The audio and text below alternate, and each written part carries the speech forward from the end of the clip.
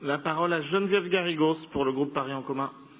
Monsieur le maire, mes chers collègues, un appel d'air. C'est désormais l'expression convenue pour celles et ceux qui veulent agiter les peurs sur telle ou telle population, tout en prétendant avoir en tête l'intérêt général. Une rhétorique qu'a dénoncée hier notre collègue Léa Filoche dans ses réponses aux questions d'actualité. Respecter la dignité et les droits des migrants et des migrantes, des usagères et usagers de drogue, des Roms ou d'autres publics extrêmement précaires, créerait un appel d'air qui aboutirait inéluctablement au déferlement de populations dangereuses, à une énième invasion fantasmée et brandie comme symbole d'une décadence tout aussi fantasmée de notre société. Je vous avoue que cette ancienne que nous entendons beaucoup ces derniers temps m'épuise. Respecter le serment d'Hippocrate en soignant sans condition de ressources les migrants, appel d'air. Accueillir et accompagner vers les droits et le soin sans condition préalable des personnes qui prennent des drogues, appel d'air. C'est au nom de l'appel d'air que certains entrepreneurs de haine prétendent mettre à bas l'aide médicale d'État et au nom de l'appel d'air que d'autres rejettent les structures d'accueil comme l'espace de repos de la Porte de la Chapelle, comme si la possibilité pour des usagers de drogue de se reposer, de se restaurer, de se laver représentait un quelconque fléau social.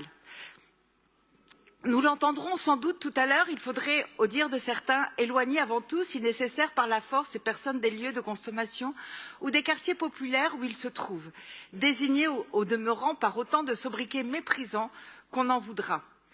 D'autres plus sophistes prétendent défendre les quartiers populaires en dénonçant, par facilité, la localisation de ces structures. Mais c'est bien sûr leur localisation qui en fait l'efficacité dans l'intérêt de tous et toutes.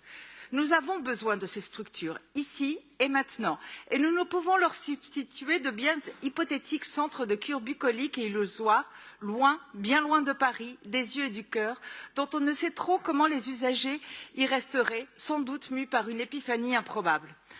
Ayant dit tout cela et confiante dans les autres oratrices pour mettre en avant tout l'intérêt, comme vient de le faire Camille Nagel, de cette délibération, il ne m'a pas échappé qu'il s'agit précisément ici du déménagement de la structure existante.